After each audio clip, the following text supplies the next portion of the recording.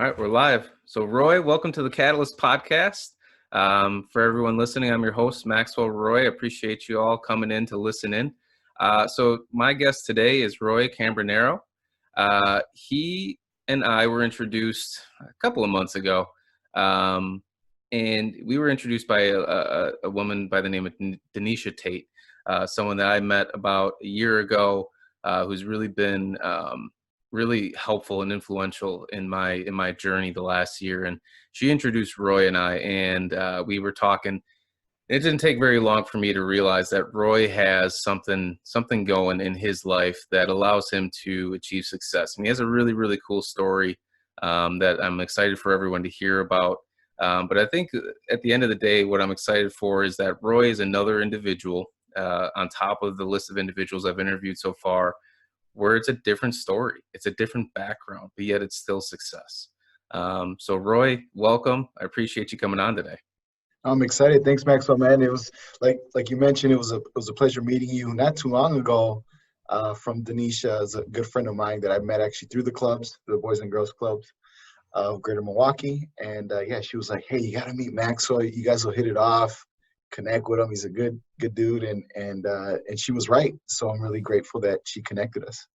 Yeah, and I always appreciate that good feedback. That's always good stuff. Yeah. So, and I already forgot too that you were part of the Boys and Girls Club. You know, I just recently met another individual that I was confusing in my head. He was telling me how he was with the Boys and Girls Clubs, but he was Kenosha, and I forgot you were Milwaukee. So yeah, I was in Milwaukee. Yeah. that makes a lot more sense. Well, I'm sure that will play into your story a little bit here in terms of how you value community in the city of Milwaukee. But before we dive into the nuts and bolts of really teasing out what makes Roy tick, what lessons have you learned, what makes you successful, I just want to start where it's simple. Is tell us about you. Yeah, for sure. So my origin story, if you would, right? So my parents actually met. I'll start with them at South Division High School on the south side of Milwaukee, in Wisconsin. And yeah, there they met and they got together. Got married. My mother got married at a really young age. She got married off to my dad at age 17. My family was real old school in that way. Like my grandma was like, "Hey, get married and you're out of the house." And so my mom ended up having me at the age of 18, so like a year after. But I was actually born in Costa Rica. And so how that happened was, and my dad is very transparent about this, and he's like my best friend and a great testimony, but he was involved in the drug trade really early on in his life. That's actually how he came to this country. And that's a reason why I was actually born in Costa Rica, was he took off. Because some a deal of his and a friend went sour. They had to leave the country. My mom didn't know, but she was young and she was alone, and so she chased after him. And she was young, where she didn't really understand that she couldn't fly back after after she was so far gone in the pregnancy, right? So ended up being born in Costa Rica. And man, I just a credit to her, because she was young girl in a country where she didn't know anybody. And my dad really wasn't around because of, again, his lifestyle. And I'll share his story and testimony because he's not that person. And he's been a motivation to me. But yeah, at the time, like, yeah, he wasn't around. And I ended up visiting the place where I was born. And there's no exaggeration here. It was on the side of a mountain. And actually the place is abandoned now. When I went to go see it, my dad took me. We went to like on a vacation there, and it was like all full of vines and it's dense rainforest in Costa Rica. So it was abandoned. It was crazy looking. And so I just had a higher respect for my mom, because that was a maternity ward. So there was no doctors. It was just like a nurse and then a bunch of ladies helping. And then it was a room full of just women having kids, no medicines, no epidurals, none of that stuff that you get access here. And so, young woman, at age 18, having me there. And then then when I was about 6 months old, they came back. So I was raised in south side of Milwaukee, right? So born in Costa Rica, but raised in Milwaukee. My mother, her background is Puerto Rican. So she's Puerto Rican and my father's Costa Rican. And so that's my heritage. And so I grew up in the south side of Milwaukee, and then the early part of my life was around a lot of the stereotypical stuff that you saw in the late 80s and 90s in the south side of Milwaukee, Chicago area, which was a lot of like organized gangs, right? So because of my dad and his lifestyle, and then even some of the kids I grew up with and you know, relatives were in that world, right? Gangs, drugs, violence. And so I was, though, fortunate enough to have people in my life, mentors, and a couple of family members that were really involved in the community, that I was able to attach myself to them and what they were doing. And so even though every now and then you get sucked into that by association, that lifestyle, I was never involved in any of that. Like I never was involved in gangs heavily, in drugs, any of that stuff. I was actually working in nonprofits. So as soon as I was old enough, you know, I started volunteering at the Milwaukee Christian Center. That's they're on 14th and National in Milwaukee, but when I was a member there, it was on 23rd and Greenfield. And so yeah, so I was volunteering. I played basketball, so I was really into sports. So that helped me stay out of trouble as much as I could. And you know, at an early age, I realized like, man, I wanted to help. I wanted to be a part of the solution and not contributing to the problem, because those of people that were around in Milwaukee in those times, especially in the early mid 90s, it was gangs were heavy, right? Organized gangs were really heavy, and it was dangerous. It was wild, and so you know, seeing that and being to too many funerals at a young age, and you know, too many of my friends locked up and all that stuff, I knew that's not the path that I wanted to. And then the exposure that I got at a young age from my father, right? So um, yeah, he was, you know, drug abuser, womanizer, uh, physically abusive, all that stuff. But he changed his life. He found, you know, he found Christ, and he gave his life. This was years after, though. Him and my mother got divorced when I was like about 7 or 8, and then yeah, he became extremely spiritual, and like I said, he's like my best friend now. He's actually helped me a lot in my journey as a man and as a father because of his humility, and changing his life and apologizing and asking for forgiveness. That's a big deal, right? And especially in, you know, culture community, the Latino community and culture, especially it's a old school male dominated, you know, macho type of, you know, culture. I think it's changing, which is a good thing. But you know, at that time, that's how it was, and for him to do that was huge and was extremely powerful. So that's why I share that part of the story, because it's important in my process and growth. And so yeah, so at a young age, again, I was exposed to all that. So I knew, like, I had trauma from that. Like, hey, I didn't want to be a part of that stuff. I wanted to help. And so got involved in the nonprofits. And an uncle of mine who was very prominent in the community years ago, Ramon Candelaria, he actually worked at the Christian Center, and then helped run the Latino Community Center years later, and done a lot of stuff in the community. He was somebody that I attached myself to. And then my cousin, too, Hector Colon, who's pretty well known in the Milwaukee community as well. He was another inspiration and example for me to follow. Like, hey, this is how you become successful in the community at a young age. Those are the people that I looked up to when I was in my youth, and then currently now too. So yeah, so I ended up working and volunteering at the Milwaukee Christian Center. When I got old enough, I got my work permit and I started working there as a youth advisor. And yeah, when I hit high school, my grades were good enough where I was able to get a scholarship and go to a Wisconsin Lutheran high school. So this was before choice, right? So there was no such thing as choice at the time. But I got good enough grades where this church that we belonged to, Christ St. Peter Lutheran on the south side of Milwaukee, which is on 22nd and Greenfield. That's how I ended up going to the Christian Center all the time. They said, hey, you had the best grades in the class, you know, here's a scholarship. And they paid for me to go to Wisconsin Lutheran High School. And so they paid for me for my first 3 years. But then my senior year, I stopped going to church, right? So it was, the contingency was like, when you turn 18, you got to become a member of the Lutheran church, and then we'll continue to pay. I didn't. I started going to like non-denominational churches. And so they said, oh, you're no longer getting your scholarship. And so I ended up working and paying for my last year of high school. And at the time I was working at the Latino Community Center. And so I paid my way through high school. and that was a unique experience. That was a big culture shock for me going to that school. It's a lot more diverse now. They do have choice now, but before that, there was very little diversity at that school.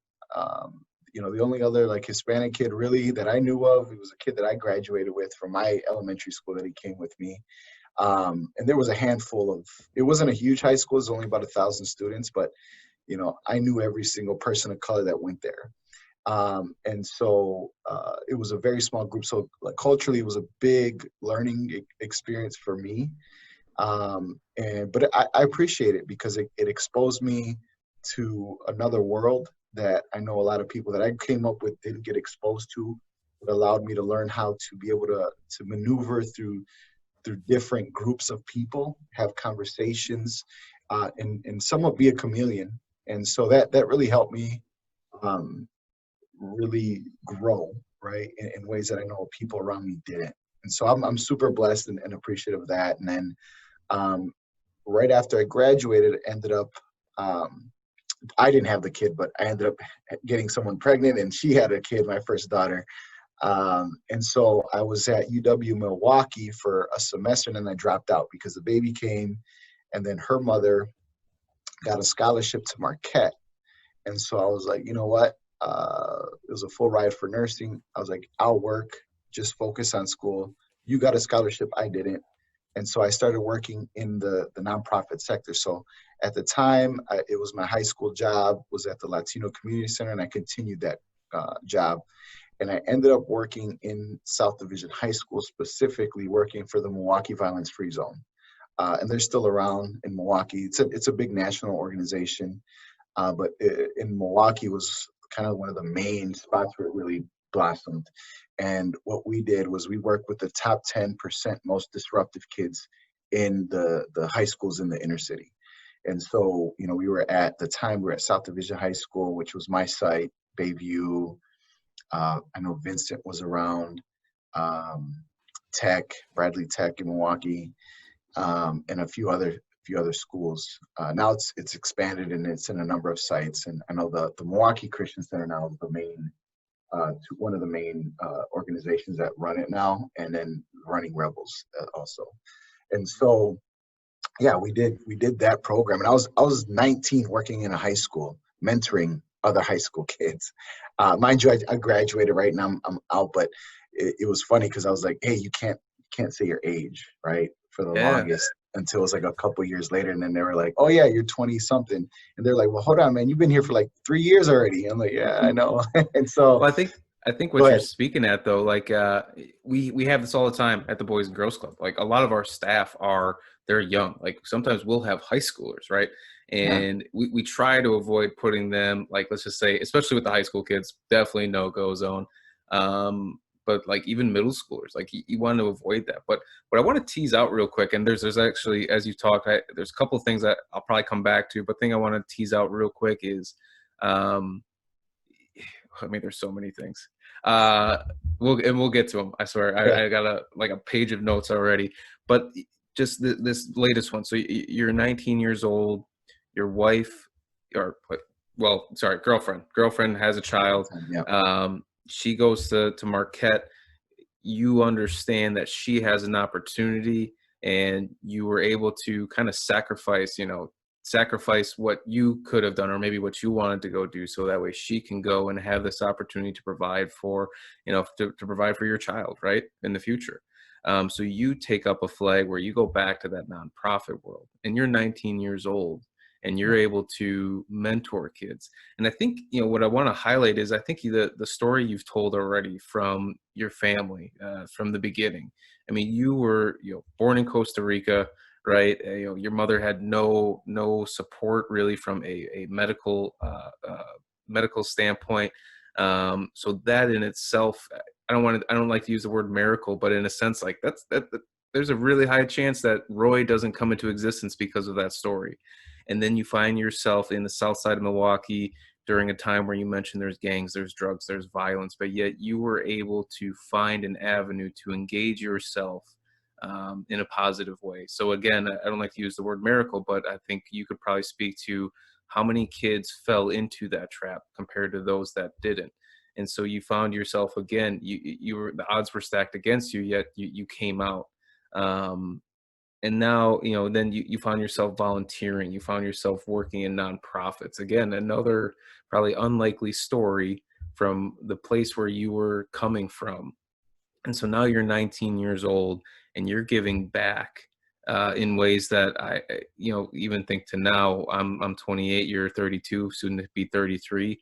A lot of folks even now struggle with that idea of how do I give back, and engaging themselves in a day-to-day life process that honestly helps them. I should say it this way: a lot of people, I think, don't engage themselves enough in a healthy process of life to avoid falling into these traps. But it seems like you develop a way, a mentality, a set of foundational principles that keep you moving forward in a really strong way. So at 19, because I know there's obviously been a lot of growth for you since 19.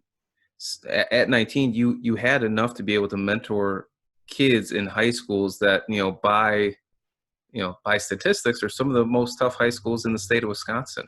So how is it at 19, in your perspective, you were able to do so much for others when you yourself weren't much, at least in terms of age, separated from those that you were looking to give back to?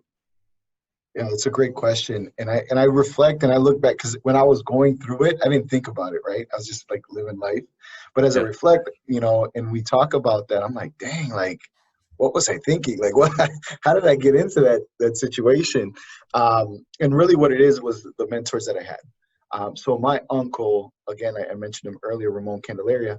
He took me under his wing, right? And he was a father figure for me, and he forced me to like he ran a very successful programs through the Milwaukee Christian Center, and then became the executive director of the Latino Community Center, and they did some incredible things for a lot of years. And when that was happening, and he was on the rise, he was getting exposed to a lot of opportunities and different things. And so what he did was he threw me, he baptized me by fire, where I would be in interviews with the different executives coming through, the funders, interviews on the newspapers. And then he would like work with interview questions on with me, and just prep me in a good way.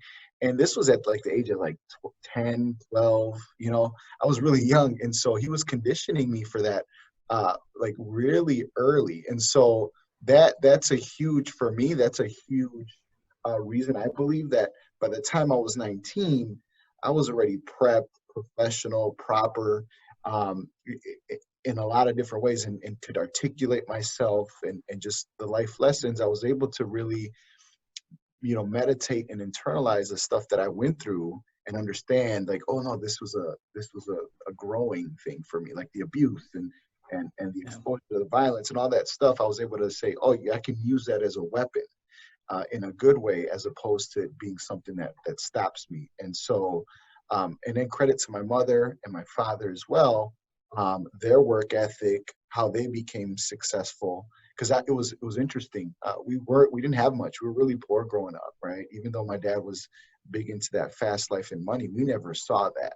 And then he lost it all, right? And then had to rebuild. But even my mom, like, she's successful now, but not when we were kids, right? Like, so I got to watch that journey and get to see that firsthand on how that happened.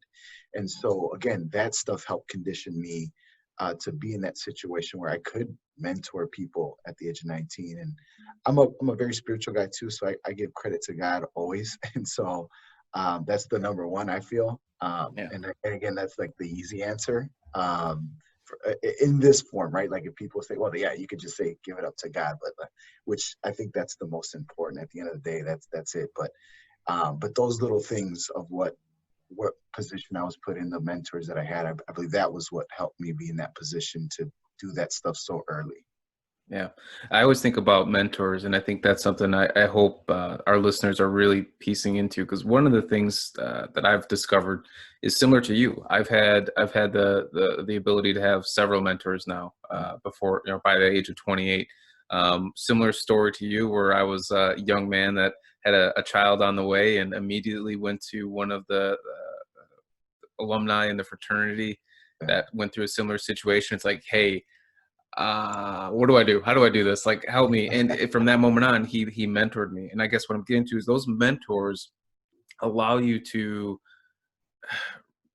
put on a different lens for the world, and they give you opportunity to see life differently and to challenge you to say, hey, this is what life is around you, but this is what you can use that life around you to do, right? Like you talked about how there's gangs, drugs, and violence around you, but your mentors, your family allowed you and gave you the opportunity through probably advice, wisdom, and guidance to see that differently. That not that it was the primary avenue that you might fall into, but it's like, this is a part of where you are, but here's some other opportunities that you could have. Your uncle taking you into those meetings at 10, 11, 12 years old, like the perspective that gives you to understand like how the world works, right? You're sitting in meetings, you're sitting in interviews with executives and people that are, they're the movers and shakers in communities. Right. And being able to get that perspective at such a young age, that's phenomenal. And I think too, I was thinking about, as you were talking, that exposure you had at, was it Wisconsin Lutheran High School, right? Yeah.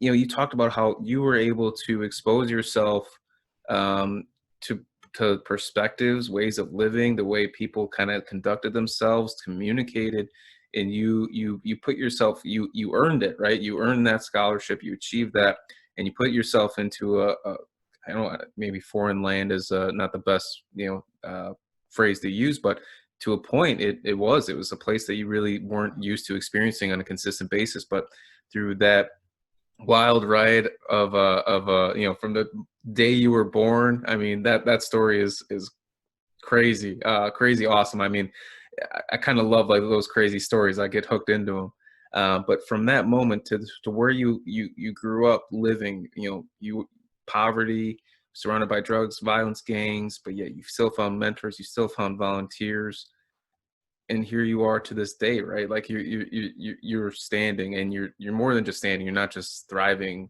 I mean, you're excelling, based on the story that I've learned. But yeah, just kind of that idea of a mentor is so powerful, because it opens up a lot of doors that you may never have had before. Because I think the one thing you've realized, and even saying giving it to God, I think some people, maybe another thing that I think of when people say give it to God is just realizing that this thing of life is so much bigger than yourself. Yeah. And you have to realize that there's so many other people that have to be involved, whether you like it or not. And the more people you can involve yourself with in a positive way, the more good that you're probably going to experience in life. Or when the tough things happen, you have a support group, you have an audience that you can go to say, hey, I'm going through this. How can you help me get through this? Or how can I help you get through your times? But yeah, so far I'm loving what I'm hearing. So, okay. So we'll get back to the story here a little bit. So we were basically talking, got out of high school, girlfriend had the baby, she's working, or you're working, she's going to Marquette for her nursing degree. So what happens next in the story of Roy? Yeah. So, so I worked there for a number of years, and then I ended up being able to build a reputation and a name for myself in the community doing the work that I was doing. And I got to, continue to grow in that career. And I was like, wow, this is good. So, the school thing never happened for me, right? The traditional education as far as like, university. And so I ended up working at the Milwaukee Violence Free Zone for a number of years.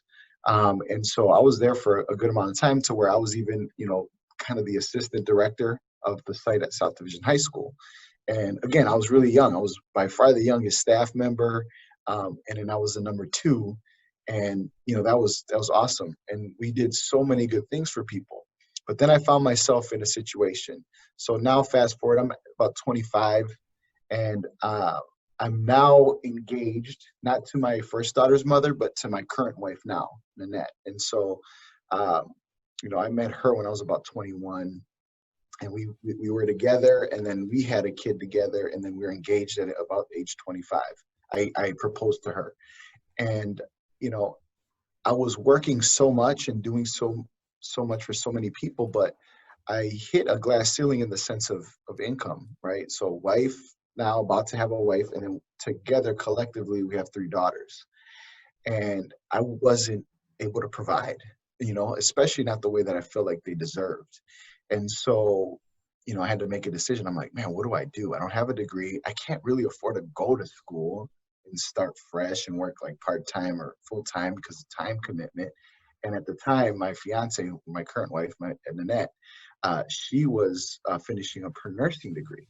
So she was in school and not working like 100% full-time. So I was like, man, what do I do? So I was like stuck. I was in a rut. And so I had this bright idea of joining the military. And so at the time I was working at South Division High School. My nonprofit journey in those years from the Milwaukee Violence Free Zone, I went from the Milwaukee Violence Free Zone. I ended up working at Journey House.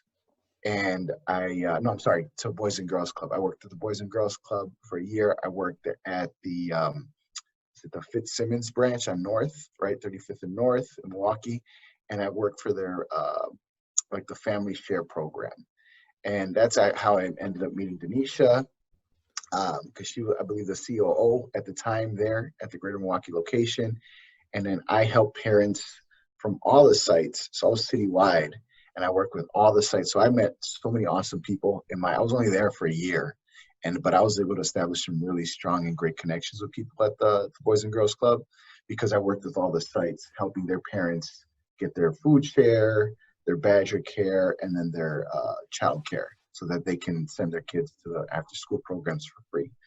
Well, not free, it was covered by the state. So I did that for a year, and then I went to Journey House. I got an opportunity to go back to South Division High School and be the CLC coordinator, so pretty much like their after school and summer program director at their site at South Division, which it was like non-existent.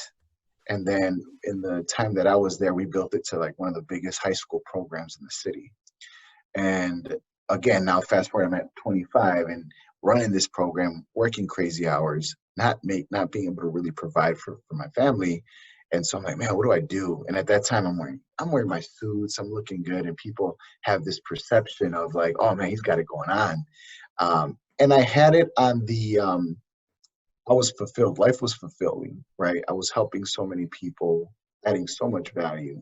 But again, I couldn't take care of my home, right? So I was like, I was torn, right? I just didn't know what to do. And then I again had the bright idea of joining the Army. And so I had no experience with the military. I didn't have a long history of service members in my family, and I had no idea what I was getting myself into. But the reason why I got that idea is there was a recruiter in the cafeteria, and I would always send people their way. And I had a bunch of students that actually left, and my time as out like successful, doing well. And I'm like, man, like I gave this advice to my students, maybe I should follow the advice. And I joined the Army. And so it's funny because I started researching and I found the recruiting office that was closest to me. And again, at the time, I'm a director of the after school and the programs at South Division. So I'm wearing my suit and I walk into the recruiter's office in a suit and they all look at me crazy like, hey, sir, are you lost? And I'm like, nope, I want to join the Army. And then they all like, nobody said anything for like, it was like a good 5 seconds, right?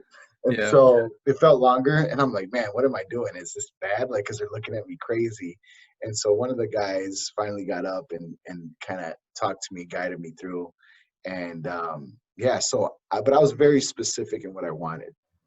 So you hear stories about like my recruiter, like military, like my recruiter told me XYZ thing. I was going to do this job, and then I get there and it was none of the stuff.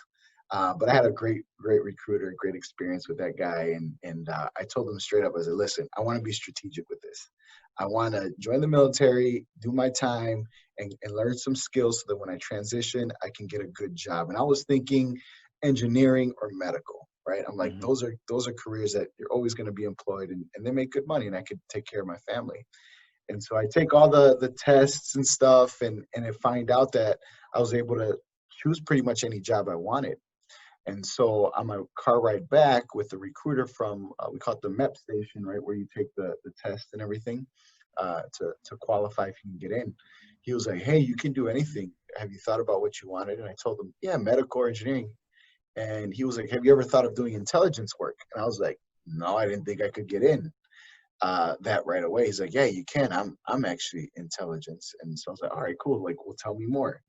And so he kind of laid it out and was sharing, his experience. And so when I got back and they were looking at the different jobs that were open, it was an intelligence analyst role that was open. And so I took it. And so and this process went very fast, right? I Mm-hmm. had the idea in November and I talked to them like right before Thanksgiving. I go take all the tests. And then I raised my right hand December 13th, and then I shipped out January. So like this was like a 2.5 month process, and I just shipped out right. Like I'm pretty impulsive, and I do some big decisions like that. But my wife co-signed on it. She was all about it. And so yeah, I shipped out. I was gone for about like 7 months with my initial training and then my intelligence training. And then I got back home because I did reserves, right? So I did the Army Yeah. reserves, and because I was like, all right, let me do that, and then come back and then start building on my career. And so when I got back, I left Journey House, and then I got a job working at a car dealership. So I worked there for like a few months because at the time I found out that the Army was going to give an option for people that have just joined. They could choose their first duty station if they become an active duty member. And that's very rare that you get a choice in the military, right? That you could choose. And it was because my job, there was a shortage at the time of like, they need more people with my skills and training. And so we were going to go down to Fort Stewart in Georgia, Savannah, Georgia. And my wife was ready to go. We put the packet in.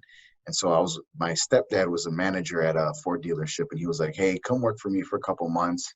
You can, make some money so that you can stack up a little bit. And when you move down to Georgia, you have some good money to start your new life, right? And so as I was doing that, I did internet sales. So I started like a LinkedIn profile, and I was killing it, and I was doing really good. And but I got an inbox from somebody from Northwestern Mutual, and they were like, hey, we got referred to you. We thought you'd be a great candidate. Come in and interview. And so I accepted and I interviewed. I said, hey, I've heard of Northwestern Mutual, great reputation, but I'm going to be fully transparent. I put a packet in with the military. If you guys offer me something great, I'll reconsider it, right? And so I go through the interviews. I end up falling in love with the organization, the team here. And this was in 2015. And so, yeah, in 2015, I was interviewing and I was like, yeah, let's do it. And I talked to my wife and she was like, this seems great, and she was like, the Army's always going to be there. If this doesn't work out, we just go anyways. And so in 2015, I pulled my packet out, stayed in the reserves, and decided to join Northwestern Mutual, became an advisor. And it was awesome. It was a great choice. I'm so glad I did it. It's one of the best professional choices I've ever made. But what happened was 6 months into me starting my business, right? Because we're all independent. This is an entrepreneurial venture. 6 months in, we're doing very well. I got a call from the Army and said, hey, you're getting shipped out. And so I picked up a deployment 6 months in, and I got an incredible experience of doing my job at a very high level. So I was deployed down to Central America, and we ran operations down in Central South America. And we did a little bit of everything. So I got exposure of working with all the 3-letter agencies: CIA, NSA, DEA, FBI, you name it. Some that you don't know about and some that you do. And then we did a lot of counter narcotic operations. So like counter narco trafficking, a lot of terrorist stuff down there, and then China, Russia stuff, right? And so being able to get exposed and running operations at a very high level to where we were directly reporting to the White House. And so it was pretty crazy to be involved in some of the stuff that we were involved, because that was the first time I did anything with my actual job and duty. So I was fresh. And then to get into that situation where we're running these operations that were very high level, Yeah, that's it was heavy. it was super heavy, man. And there was times where I was like, what the heck am I, like, I don't know what the heck I'm doing down here. Yeah. And it was because of like, I was able to navigate, and, again, I was a little bit older, professional, It helped that I spoke the language. And so I was just given all kinds of crazy opportunities. So I was gone for a year, got back in 2017 and had to restart my business. And that was a very challenging year for me.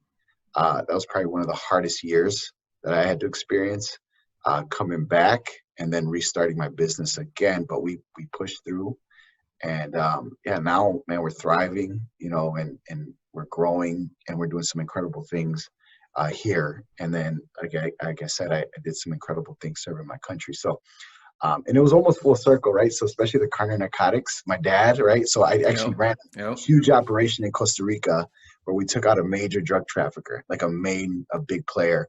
And I was working with the Minister of Defense and all these, like, I mean, dude, like, it was crazy. My mind was blown on some of the people that I was talking to and were taking my advice and we're running operations with.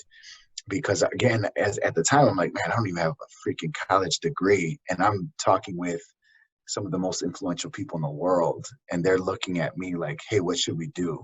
And I'm like, oh man. So it was super heavy. Again, at the time going through it, didn't think much, but as a reflect, that's where I give a lot up to God, right? Because I'm like, there's no way, like, how I'm here still, even after all the stuff that I did down there, and the things that I was able to do, it's impossible that it was just the greatness of Roy, right? It Yeah. was Yeah. something behind that, and I give a credit to that, and then obviously the team that we were with. So yeah, man, the two lives, right? Real recently, but very Yeah. successful in both, and just blessed. And so that's kind of like the condensed version of me, my life, and we're here and we're doing some awesome things at Northwestern Mutual. Yeah, you are. I was gonna say, man, yeah, your story just from like that full circle idea you just brought up, Yeah, how your dad was involved in the drug trade, and then you find yourself stationed in Central South America, basically going to war against that. yeah, But then the other thing too is, as I'm listening to you talk, I'm thinking about how your life experience really puts you in a position that honestly seems perfect for what you're doing now with Northwest Mutual. And what I'm looking at is everything from that beginning, like your origin story with your dad and your mom, and then Costa Rica, and then growing up in the environment that you did in the South Side of Milwaukee, being able to find an avenue through mentorship, through sports, through volunteering, nonprofits, and being able to really tie into that. So you had this experience that in a world that seemed not so great, you were able to find avenues to make life great for you and also try to do it for other people. And then you go through uh, as a young man, becoming a father, and then figuring out your life situation with a family. The involvement that you had at that time as well with other nonprofits and the network you were able to build, the opportunities that you put yourself into, and then you do the military thing. And I just think about how all those prior experiences, even to what your point was with you have all these, you have the White House, you have some big name people listening to what Roy has to say. But when you think of where you come from, how you excelled, how you achieved everything from just finding the avenue to to safely get out of an environment that I'm sure, again, like a lot of people you knew didn't make it out in the way that you did, and they probably find themselves maybe still wrapped up in that lifestyle. But now you're here excelling. And then one of the points I wanted to make was, you didn't have a degree, but yet they still looked at, the words of Roy. But I think that goes back to, it's not always about the degree, right? I mean, I have degrees and I still want to get more degrees, but it's not necessarily about the degrees. It's about the training that you have and the function that you can play, and being able to function at a high level, utilizing the training and experiences that you have. And kind of what I'm picking up out of your story is that you had you had all the right reasons to not be successful, from the origin to the South Side of Milwaukee, the environment that you grew up in. I mean, you had all the right reasons to not excel, but yet you had the right people in your life, and you could have easily, again, you could have easily told these people like, no, I'm not interested. You could have told your uncle like, hey, I know what you want. I know what you're saying. You want me to come do these things with you, but I'm just not interested. I want to go do this. You took advantage of opportunities when they presented themselves. You built a network, and now through all those experiences, some wild experiences at that, now you find yourself here at Northwestern Mutual. And I think too, having someone in Northwestern Mutual as well that I go to. What I love about everyone I've met that does what you do at Northwestern Mutual, and it kind of goes back to what you did as a kid and as a young adult, you really care about other people and you want to help other people.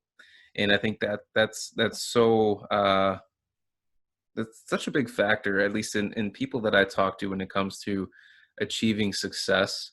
It's pretty rare that their version of success is kind of this self-centered idea, right? It's rarely about them. It's about something greater than themselves. It's about their family. Like you mentioned, that's why you went to the military, because you wanted to provide for your family. You could have easily stuck out what you were doing, but you knew that was not in your best interest for your family and where you wanted to take them in terms of the success for your family. Um, so yeah, it's just it's a phenomenal story, man, and I'm really happy I was able to have you share that. So now I want to do. I want to shift gears a little bit and start to really break down, the foundations of your success. And I think we've already hit a lot of these points in your story, but trying to tease out a little bit more detail, a little bit more expansion on some of these ideas. So I'm thinking the first place to start with is those milestones in terms of success, of lessons learned, whether that be successes had, failures experienced. What are some of those um, milestones that stick out most to you that really were those tide turners that really seem to put life in perspective for you and really guide you to where you are now? That's a good one. More recently, obviously, the stuff that I did in the military, that was a big.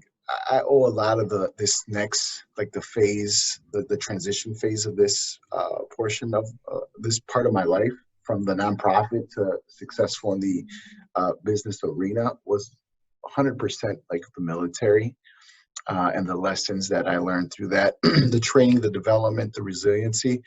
Excuse me. That's extremely vital to how I've been able to be successful in this role. It's because of the team effort, right, and how we can collaborate. We're doing things in a very unique way here at Northwestern as far as our team and how we're working collaboratively as a unit, as a financial planning team, and not as an individual. And so that's something very new, right, in our industry.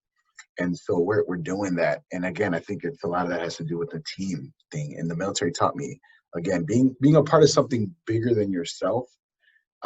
There's no mission you can go on where you're the reason, right? You're the reason why it was successful. No, it's always a collective unit and a team. And the goal was to make sure the guy to your left and your right come back home with you, and we're all safe and successful, right? So that taught me, right? The warrior ethos in the army, right? It's, I'll always place the mission first. I will never accept defeat. I will never quit, and I will never leave a fallen comrade. And I live by that, right? And so those 4 principles that I learned in the military is huge. I think that's huge in this part of my life. Early on, it was just, watching, people around me, again, the mentors that I had, my parents, change their lives and be successful. Watch them every day, not give up, and just show up, even though it was a grind, do right, when no one's looking, right? Those kind of things early helped me get to that position where I could make a decision, join the military, and then get into a career like Northwestern, and be able to catapult into this high level kind of thinking of success, that I was able to get to, and make it through the military, make it through my missions, make it through, starting a financial planning practice. I think earlier that's kind of what that is, that helped me. Yeah. So with the idea of mentors, so this place where you'll see me. I'll probably pop around a lot Yeah. with different ideas. Depends on what you say. Depends what I read on my screen. So for mentors, do you still have mentors to this day? Yeah, I still do. I have like the team here. We have some amazing mentors.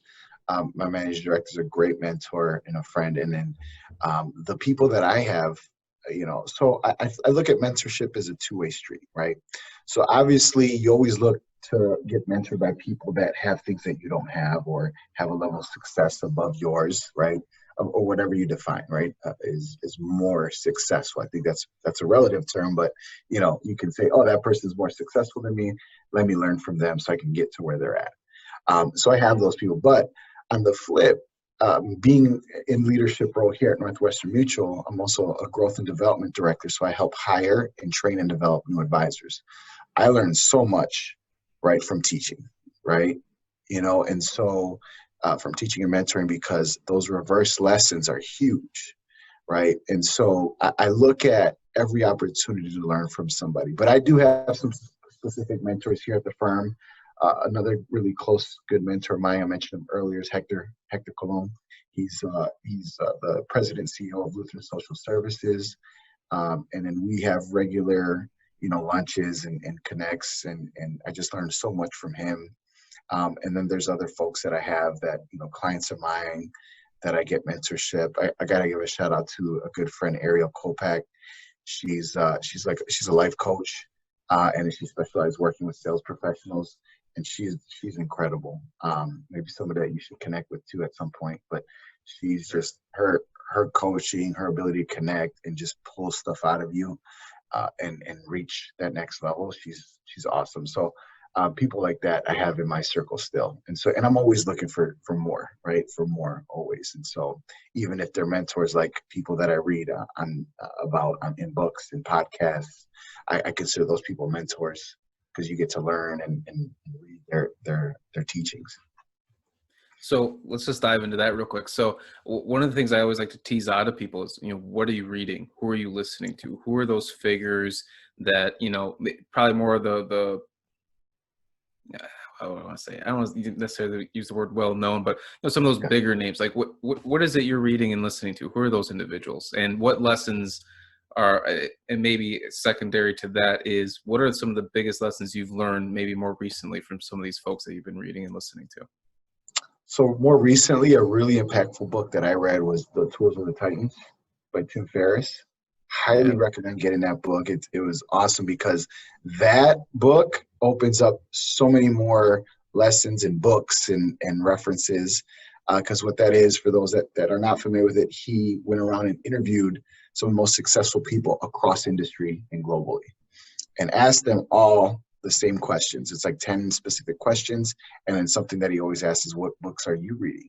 And so there was so many references off of that. So like if people are looking to start somewhere, I recommend that book. It's thick, it's intimidating, but it's really a very easy read, because each chapter is an interview. Some people you will know that are very famous and well known, and some that you don't, but are extremely successful and have a great story. So that book actually more recently helped me. But I do read John Maxwell. I love John Maxwell's books. And I've read all the other ones. But John Maxwell, for me, his style and his approach has been, like, for me, the best. Like, I read the Grant Cardone and all that, like the 10X and that extreme. Like, I'm an extreme guy. I go hard, but that type of coaching for me doesn't get it, right? Yeah. Like crush the competition and not, like, that's not how I operate, right? It's more the John Maxwell approach of, like, hey, how do we help others? How do create significance in life? And that's how I measure that, right? Is, am I able to help? How many people am I able to help elevate, right? Not am I the only one at the top of the mountain sitting on a pile of money? That's just miserable. It sounds lonely. And in my line of work, I know those type of people, and it's just not appealing, right? So I'd rather have a little less, but be able to celebrate and share that with a bunch of other people that I brought with me as a team. And so that's how I measure it. And that's why I like John Maxwell, because he's always talking about the impact, the significance you've had. What legacy are you leaving? How are you helping people? And that's how you really create that success. And that's, for me, I operate very similarly. Awesome. Yeah, I was gonna say, I've gotten a little bit into John Maxwell lately. Another one, I don't know. So just the military concept, just one person I've been reading a lot of, maybe even too much. I don't know. Jocko Willink. Oh yeah, Jocko. I listen to his podcast too. I haven't read any of his books, but I listen to his podcast pretty regularly, and I follow him on like Instagram. He's got his watch, right? Oh yeah, You know, always has that watch. I got there's a not Jocko Willink that I recommend looking for a good laugh every day too. okay. It's a hilarious parody, but I think and I love I'm sure we could probably talk a whole nother session just on like military. But I Yeah, think too, and maybe that's not a bad idea. But Jocko Willink, David Goggins, some of those guys. I mean, it's just that hardcore, but yet it's so simple, right? I think that's something too that now that I'm thinking back, you were talking about the military a little bit. It really seems like you've been able to simplify things in a way where teamwork is simplified, the mission is simplified, and not simplified in a way that it's like not complex. It's just it's perspective in a way that allows you and your team to achieve whatever mission it is you have. And I say that was something I picked up on while you were talking about some of that military and some of the things that you mentioned, the team and how you have that perspective. I just kind of see that tie because I've listened to so many military guys. Because I mean, there's a reason why our military is so successful, right? I mean, on top of a pretty massive budget that helps, but you can throw money at a problem, doesn't fix the problem.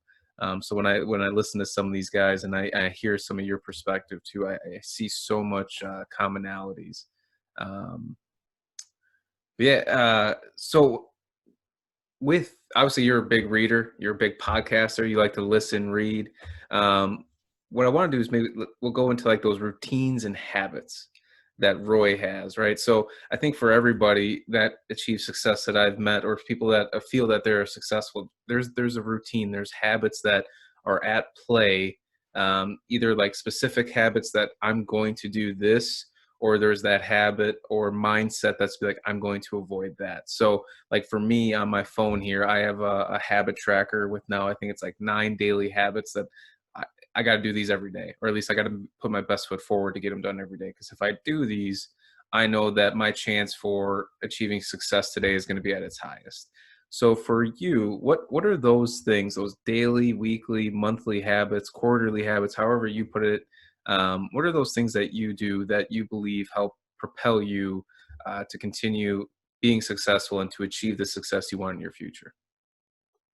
that's a great question, right? And it always changes, right? And this is it's funny, right? Because you have all these influencers, right? Quote unquote influencers, and people. Me and a friend were just talking about this. Like, what's getting put out is like you're at 100% all the time. That's just not. It's not realistic, right?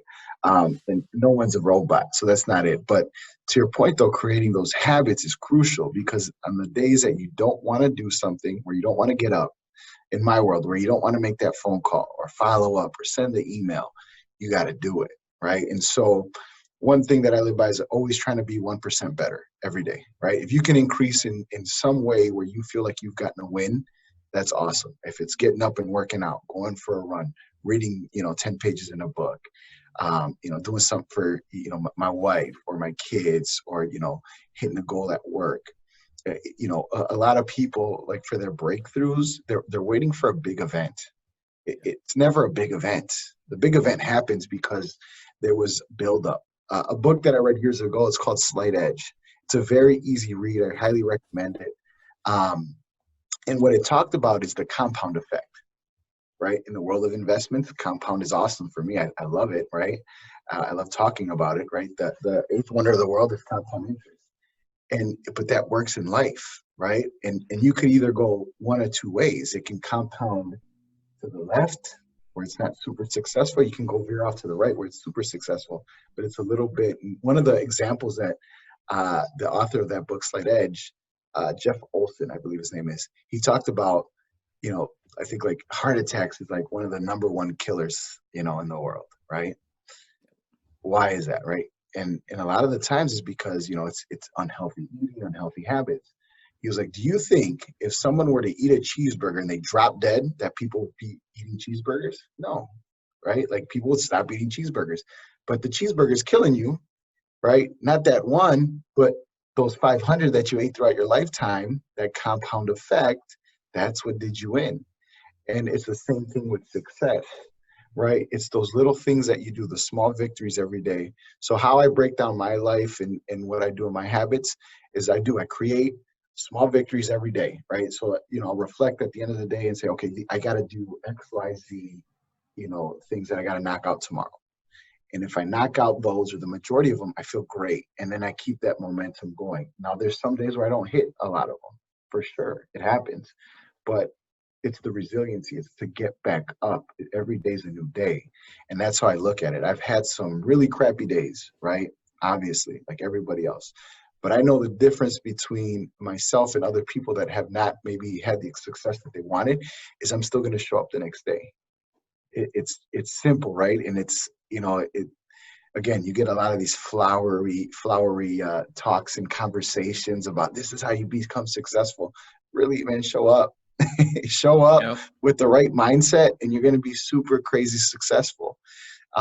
It's consistency, right? And the unfortunate thing is we live in a microwave society, right? Where things got to be insta everything. Yep. And when it doesn't happen, people just give up. And I tell myself all the time, and I tell people, failure, that's really not a thing, right? Failure happens when you quit. Failure is not saying, hey, during that journey while you're going through something that you just had a setback. That's not failure, right? As long as you keep going and pushing, you've never failed, right? You've just gotten better. You fail when you just quit, right? And so don't quit. It's that simple.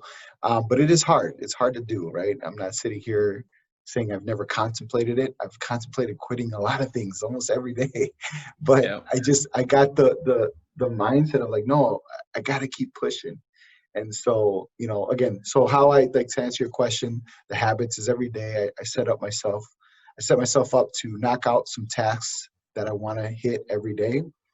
And I have long-term goals, but I condense them into like weekly, then monthly, and annual, or quarterly, then annual. So I break down my goals in small chunks so that there's urgency and they become achievable. I don't get overwhelmed if I have one bad day, because we all have those, right? That's inevitable. To think that you hit a level of success that you'll never have a tough day, that's you actually have more tough days. It's just how quick is your resiliency? Does your resiliency kick in, or your amnesia, right? To where you just forget about and keep pushing. Yeah. So, it's not the ability of, success is not a thing where it's like, oh, now you have no more problems. No, it's your ability to handle more problems at a faster pace. So when you get to these levels, it's actually can be more stressful at times. But for me, as I look at it, I embrace it. We have a term in the military, embrace the suck, right? When it's hitting the fan, I get excited now. I get pumped up. I get motivated when there's a challenge that's facing me, because I'm like, oh, now I'm growing. This is going to help me get to the next level. And that allows me to just really handle life a lot better, because if the hardest things in life are coming at me and I get excited about them, how do you think I'm going to handle the easy things, right? It's going to be cake, right? And so it's a mentality shift. But then again, I set myself up with making sure I set up those small victories every day, because that momentum's huge for sure. No question. So for you, one of the things that I think about when, especially goal achievement and that process, is self-reflection. How much does reflection play a role in your process? A lot. And so, and more as maybe it's age, I don't know, age, and then just experience of appreciation of like the things that we've been able to accomplish. So like now, me even sharing my story with you, as I'm speaking things, I'm like, oh man, like I forgot about that. And so, and I'm like filled with joy because of, again, I always go back to my faith. Like God has pushed me through, like, again, the story I just shared with you, for an individual to do it on their own. Again, this is my belief. It's a belief, right? I'm, not pushing it on anybody, but just, I don't think I could have ever done it. Like Roy, the human being, right? No way. So I go back to my faith and just thank God every day for him being able to like guide me through all that stuff, give me the right people, the skills to accomplish that. But yeah, like that whole reflection piece is massive, because I learned that throughout the years. The two things, right? One, you can get off the hamster wheel every now and then. Because when you grind and grind and grind and don't appreciate the victories you have in life, you just burn out. right? And Hmm. then you experience that regression. So that allowed me to level myself out. And then number two, again, keeping that humility, right? Like for me, that's crucial in my life because it's very easy when things are going good to just, hey man, I'm the man, like I'm good, like but the reflection allows me to be like, oh dang, like Maxwell helped me he opened that door for me, right? Or Denise connect me with that person, or whoever else, right? Like that really helps me stay centered and grounded so that, you don't, you just, your head doesn't get too big because that's a hard thing, right? And until you've experienced, right, it's, you know, I've grown an appreciation of not passing judgment, right? Because unless you've experienced certain things, it's hard to really understand like why someone made a decision to do what they did or act the way they act. And so going through a lot of different things in life, even success, how do you handle success, right? Everybody wants it, but can they handle it? And again, I'm not some great person. And you heard my story. Maybe a bunch of clients are now freaked out and they're like, "Oh man," totally joking. But it's the humility of like, no, there's a team that helps you to get to where you need to get to. Nobody has had success on their own. I don't care who you are. I just don't believe it. And so that the reflection piece is great on that because to know there were so many people involved in helping me and my family get to where we got now. Man, I can't express it verbally how grateful and appreciative I am on that. But that's for the reflection piece. Yeah. Super helpful. I was gonna say every person I interview, there's always a strong component of reflection. Yeah. And one of the pieces you hit on too was I loved it, the humility piece, right? And understanding kind of your place and what you've been doing. A topic that I focus on a lot with my team. Um, Ego, right? Ego is such, I mean, that thing will cripple an individual, it'll cripple a team, an organization. It will build an empire and it'll take it down just as quick as it was built. And what I'm hearing from you is that you have a really good process. I think from the mentors you have to the discipline and skill set you've learned from whether it be your nonprofit volunteering experience as a child, working in nonprofits as a young man, your your lessons learned in the military, right? You learned so many lessons to understand that Roy is not the superhuman and you will never be, but yet you can surround yourself with the right people. You can gain a skill set that can allow you to find fulfillment in yourself and also help and pull others along the way. Because I really loved what you said before, how no one wants to be that person on that mountain of cash, right? And anyone that does, I think I would say to them, I think you should think about what that really would look like and feel like to exist in that space. And to your point too, you can find people that have been there, and you'll learn fairly quickly that that's not a really exciting place to be. I recently had a conversation with a really close person in my life who had achieved that and still has that, and they straight up told me it's miserable. You know. Um, and that's nothing, so it's really admirable because you can see that through all these experiences that you found a way to stay humble, to still want to achieve success for yourself, for your family, but more importantly for your community and your network and your circle. And I think it's really an amazing thing. And another thing too, I want to get into next is, you know you have faith, you have resiliency, you have an ability to keep pressing forward in the face of a lot that could go against you. And I kind of spoke to that before, like from your birth to the environment you grew up in, to a position that at when your first child was being born, like how old were you when that happened again? 19. Yeah. 19. Yep. I mean, you had so many experiences, I'm sure, outside and captured in all of that to not show up and to not have a good mindset about the next day. And I'm sure there were mornings where you didn't exactly have it, and then you woke up the next day and you figured it out, got back up on the horse. Um, but I guess what I want to get into is just getting your perspective on facing fear and what it is you do to press forward through the what ifs, to be able to take that little voice in the back of your head and tell that thing, nope, not listening to you today, And I hear you, but we're not going that route. That voice when, like for me, when I wake up in the morning, especially now that it's cold, like I don't want to go outside and I do a lot of walks. Like I don't want to go out and do my walk, but then I have to tell that voice like, no, man, shut up, put those shoes on, let's go. So how does Roy navigate fear, and how do you navigate that little voice in your head that says, no, don't do this, don't do that, like it's not worth your time, or whatever it is that you want to or you have to, but yet you go for it anyways? Tell me about that a little bit more in depth, and how you handle fear and how you handle that internal conflict that arises for so many people. That's a good one.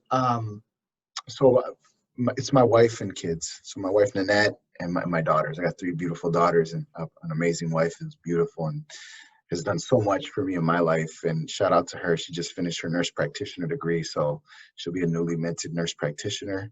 Nice. And just her story and testimony is incredible as well. She came from nothing. Actually, it's funny. We not to get like off of too much on a tangent. I'll get back to the question, but we actually grew up in the same neighborhood.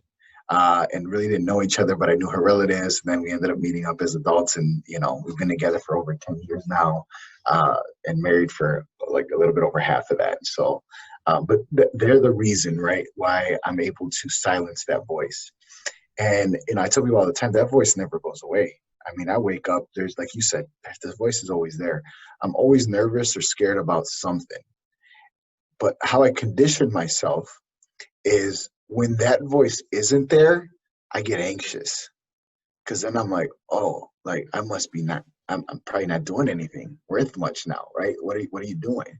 And so, it's that courage, right? That saying is, courage isn't the absence of fear. It's just being able to do stuff while the fear is there, right? So just continue to execute. Every day when I joined the military, man, I was scared every day. When we go on these missions, like I was scared as hell. Like I just, I was like, I just got to do this though. I got to make this happen. And so you push through, and the butterflies are there, the sweat, the anxiety, all that stuff.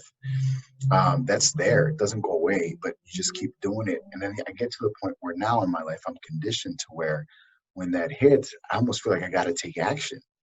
Right. And that, again, that doesn't happen overnight. That mentality I wasn't born with it. It was just years of conditioning, listening to mentors. Again, I give a lot of credit to the military, because you have to do it, right? Like Yep. I gotta do. There's no choice, right? And so that really helped a lot of the conditioning on being able to ignore the voice. I wouldn't say silence it, because it's always there. Because I feel like when people say that, there's this a misunderstanding of like, oh yeah, I'm going to be successful, and then there's never going to be fear. No, it's always going to be there. You're always going to be. You should be nervous. You should have some fear. It's healthy. Shows that you're a human. And so for me, again, my kids and my wife, they help me just push. And then again, just the conditioning of years of when you get that feeling, that's when you got to make that decision. Just do whatever it is that you said you were going to do. Just do it, right? Just execute it. You might not even be successful your first time. It doesn't matter. Just keep doing it. You got to practice. No success is born overnight. Everybody's had to work on everything. And that's, with social media and again, all that, I think that's a disservice at times, to where people just see the end result. Like even now, people will meet me, have no idea about my history or story, and just be like, man, you're so lucky. And I'm like, yeah, I'm blessed, but I don't know if it's lucky, right? Like you got to be in a position to be lucky. You got to put yourself there, right? And so, um, the journey isn't really told, right? It's not exciting. It's not sexy, right? It doesn't feel good, but it, that's how you get there. So yeah, how I deal with fears is that, man. When I get that feeling or anxiety, I have to do something. I have to take action at that point. So just do that. Just, whatever you said you were going to do, just do it. What's the worst thing that'll happen? You're in the same position, Yeah. right? That's Yeah. it. And And I think too, if you're strategic, then that's something that I picked up about you since the first time we talked. You're strategic. You're breaking it down. You're looking at what is it I want to achieve. Break it down to smaller steps, chewable steps, winnable steps. Just show up, reflect. If it doesn't go right, reflect. How did it go? Oh, I just had an idea in my mind that I was going to bring into it, and it's eluding me all of a sudden. Um, yeah, just your. Oh, I know what to say. So like the way that you kind of look at fear as you were talking, I was like, you know what, this guy's kind of took fear and turned it into something a little bit more tangible, a little bit more objective, right? Because I think fear is this.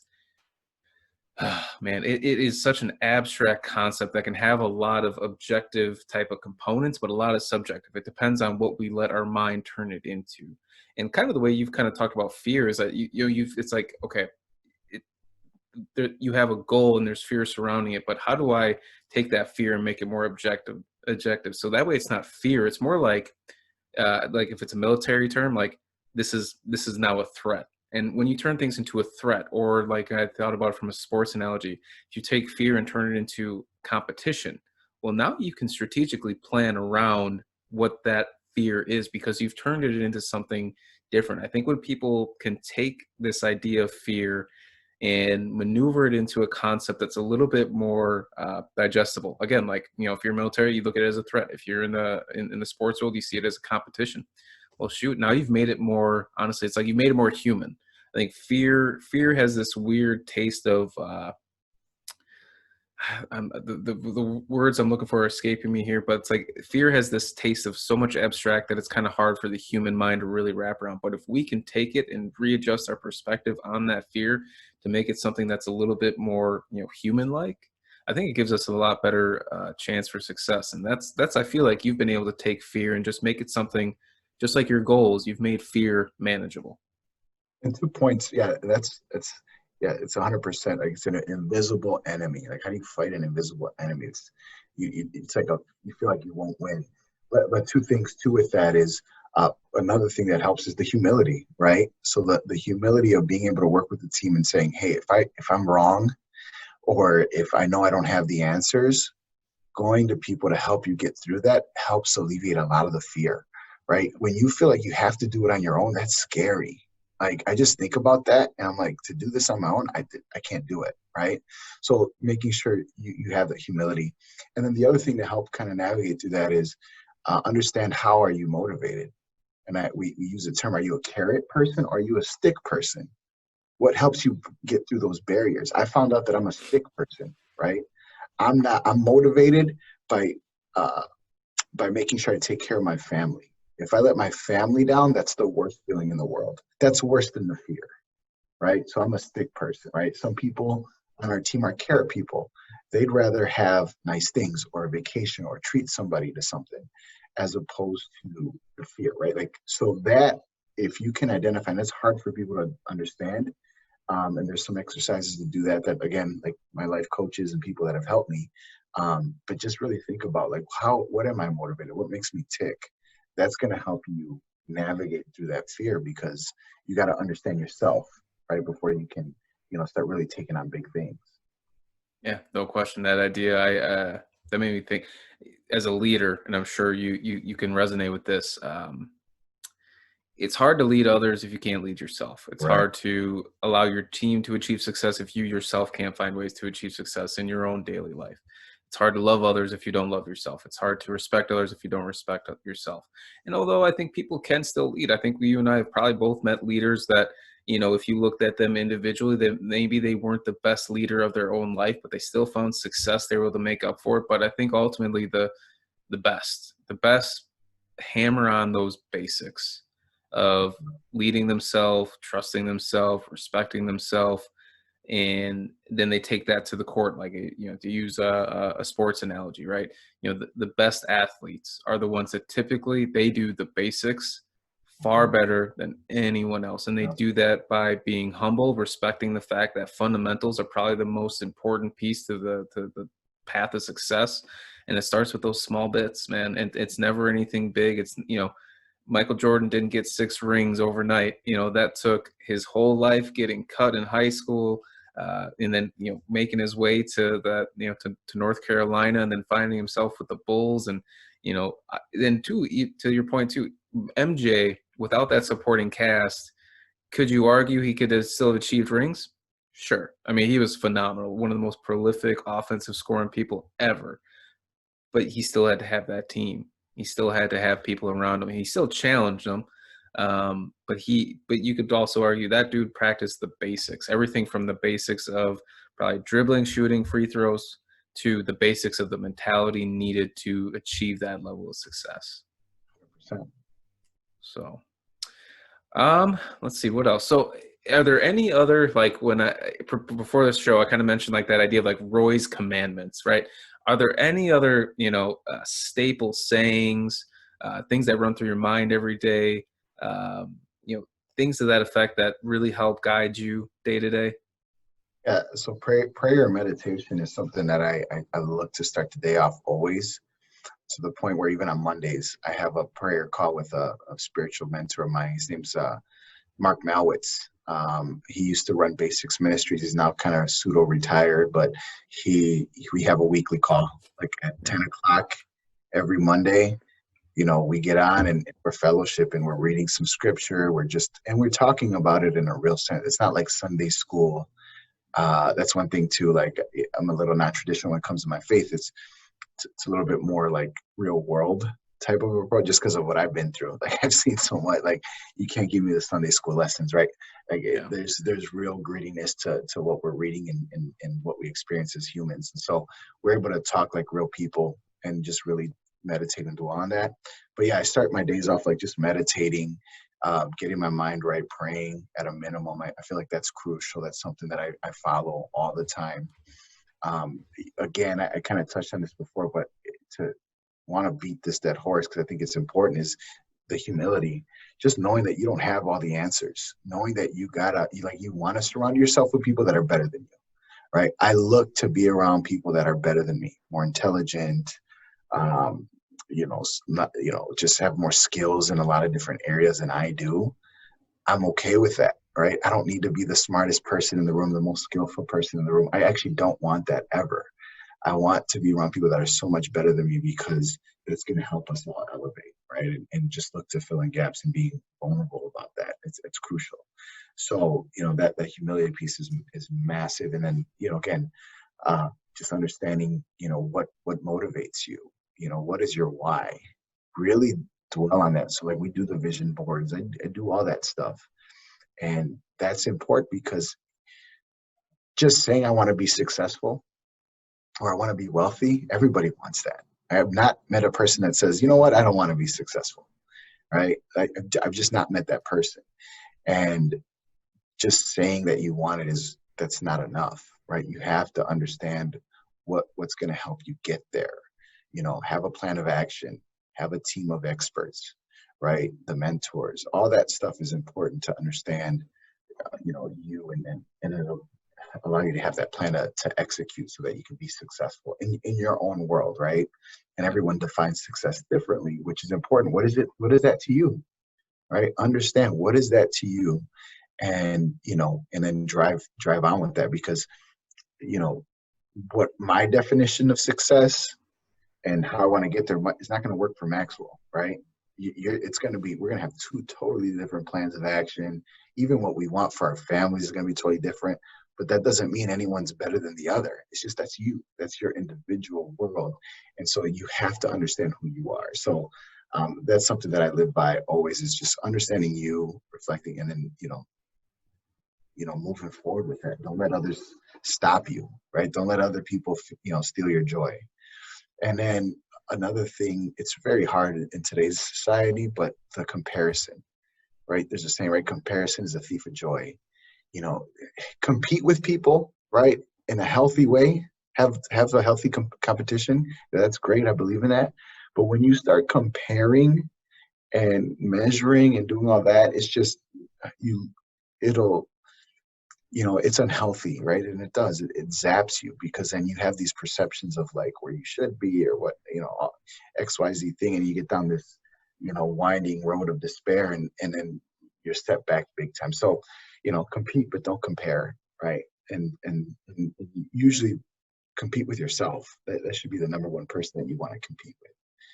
Beat the old you every day. Again, that's that get 1% better every day is a big thing. So yeah, those are some of the other things that I try to follow. And like I said, I meditate and pray. That's the number one thing for me.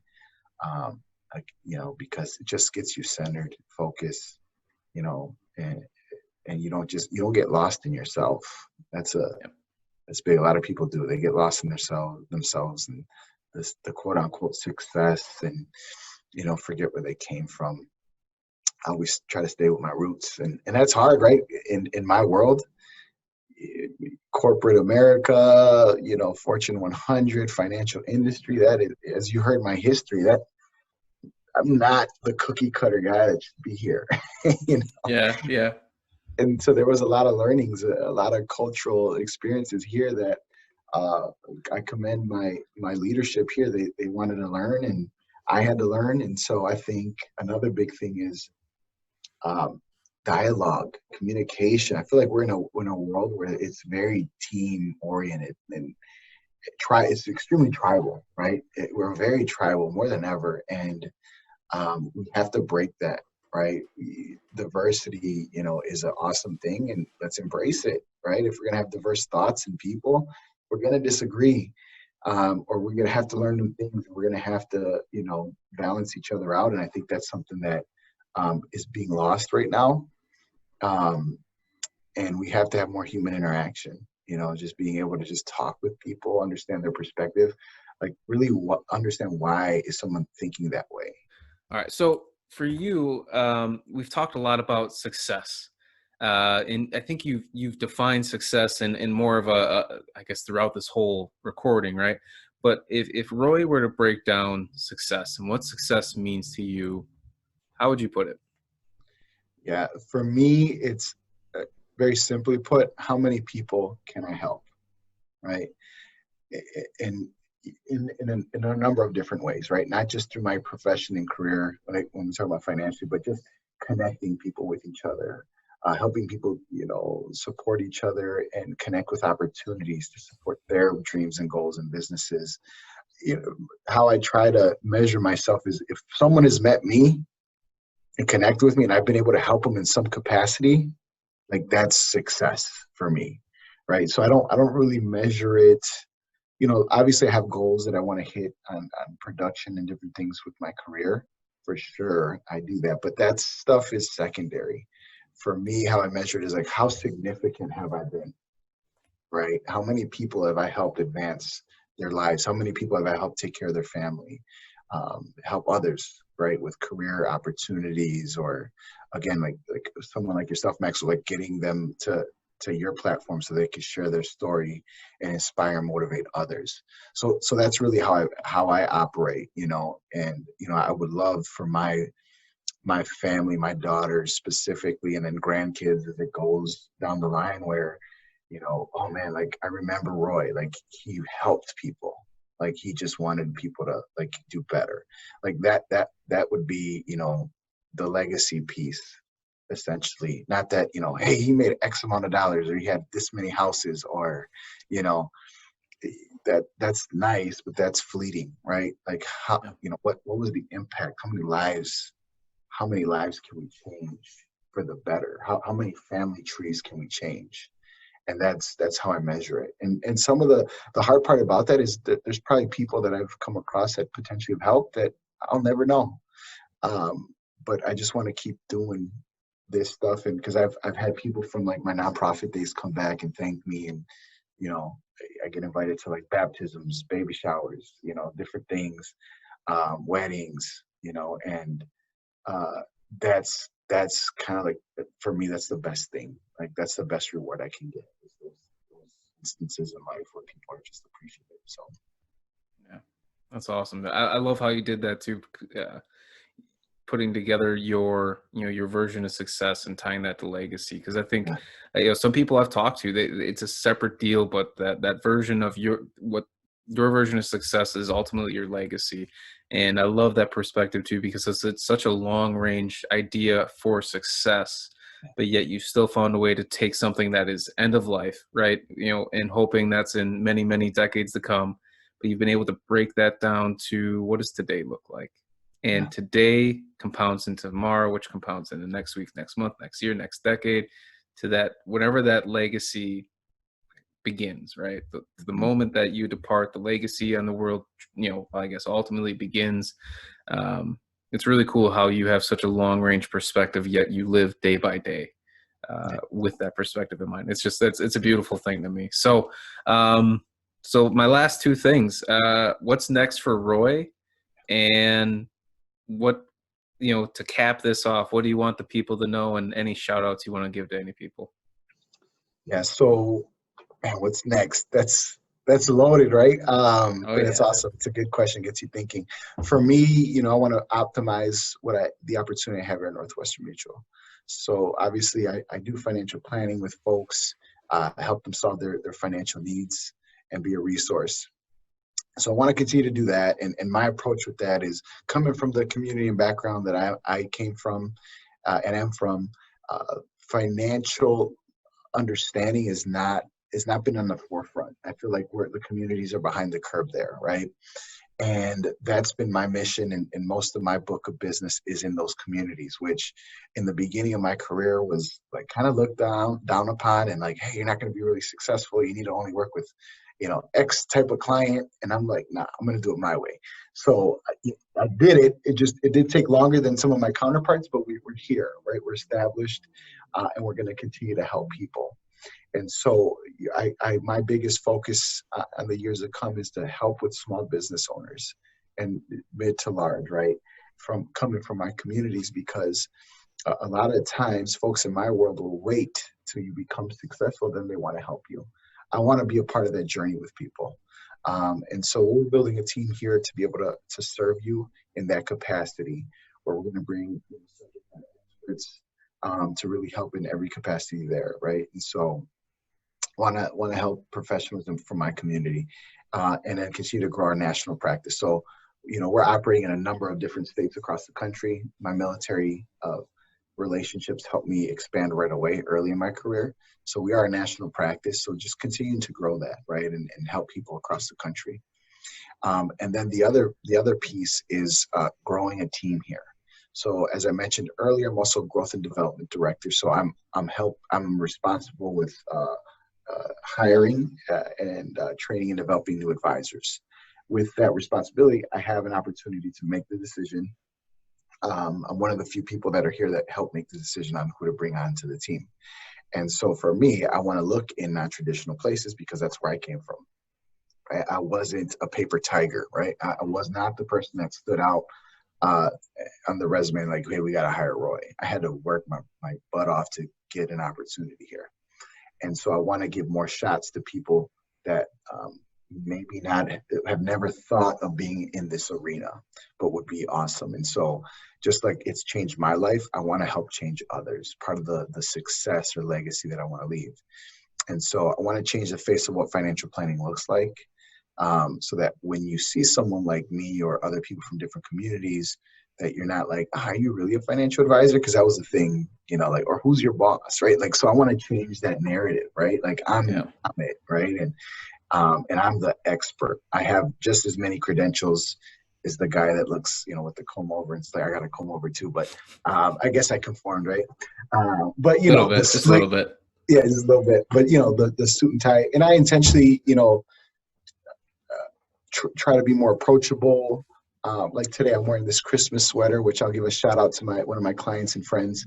But years ago, financial advisor wouldn't be caught dead doing this, right? Coming in with a Christmas sweater to the office. Oh my gosh, that's unbelievable. You can't do that. You're not going to be successful.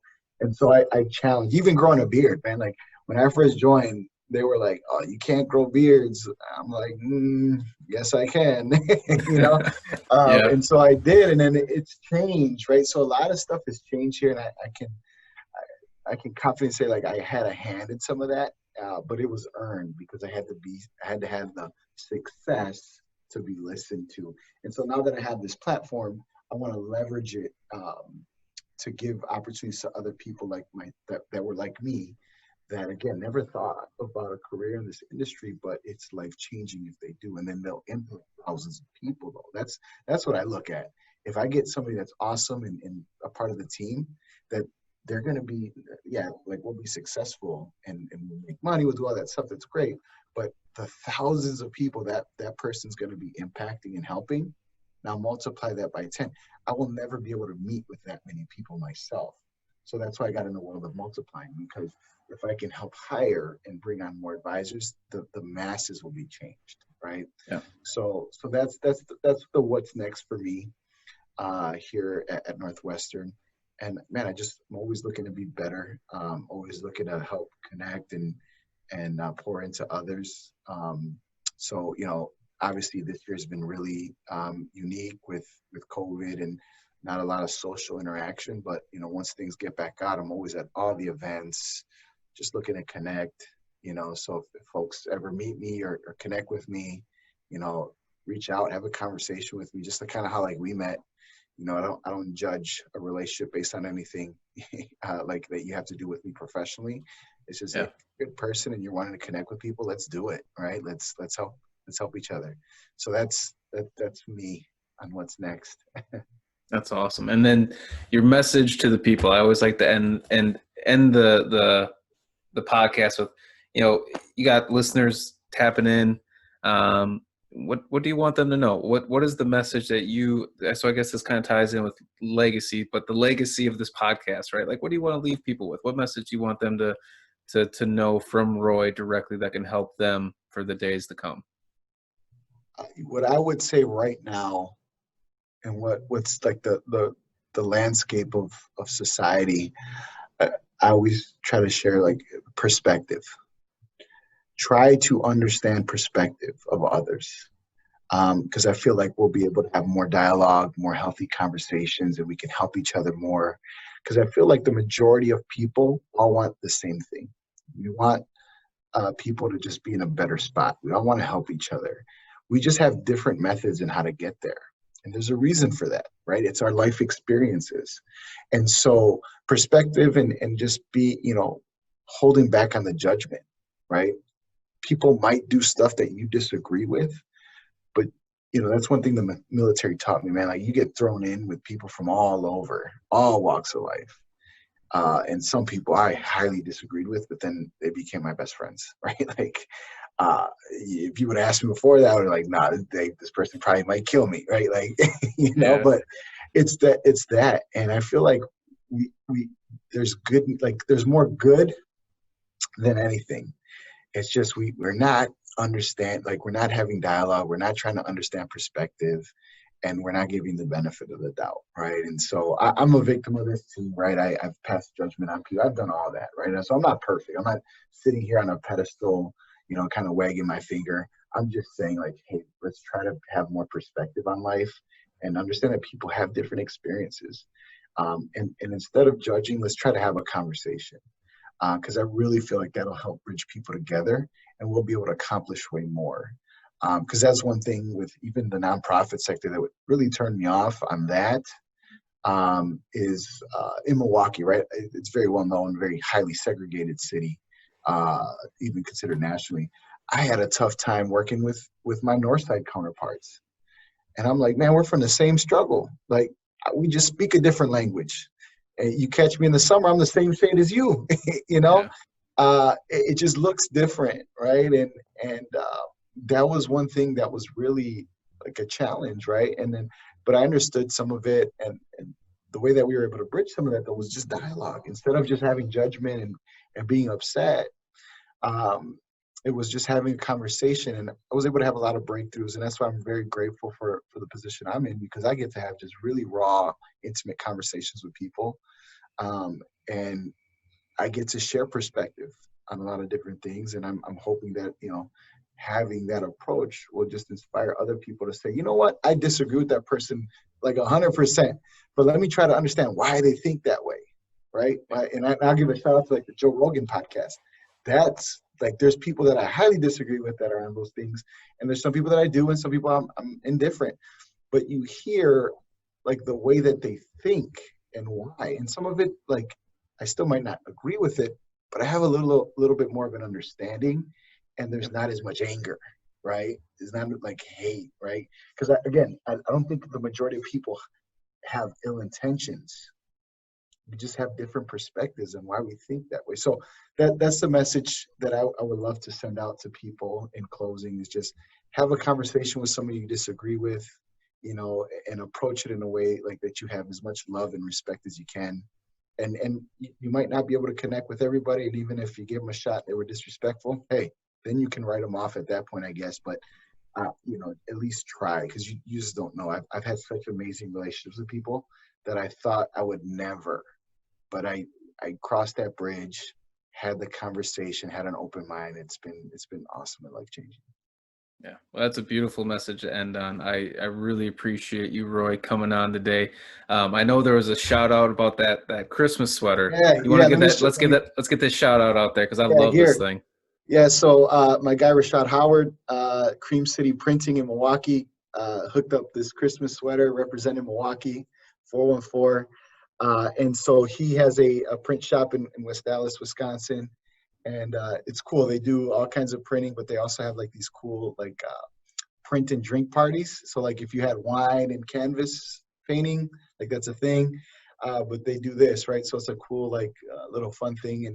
And instead of the canvas being thrown in the garage, you get to rock your shirt, right, or sweater, whatever it is that you want. So like for me, again, that's always looking to support local and connect with as many people as possible. So I want to give my guy a shout out. So I was rocking the sweater today, and it's festive. So Love it. Yeah, I was gonna say I saw Roy and I are connected on Facebook. I saw that sweater, and yeah, when we popped on today, I saw it. I'm like, man, this is so. And he gave me that story. It's so dope. It is so cool. So, all right, man. Well, thank you so much for coming on. I appreciate the opportunity to listen and learn from you. I have pages of notes that I need to review, and then I'm gonna go back over this. But seriously, just the fact that we got to meet has been a blessing to me, and I hope that this story, your story, the lessons you've learned, the way that you live your life, I'm certain that there's going to be people that listen to this and can resonate with it, and hopefully they find their catalyst, as I like to say, because that's what this is all about. Is as much as I get to learn from it, my hope and prayer is that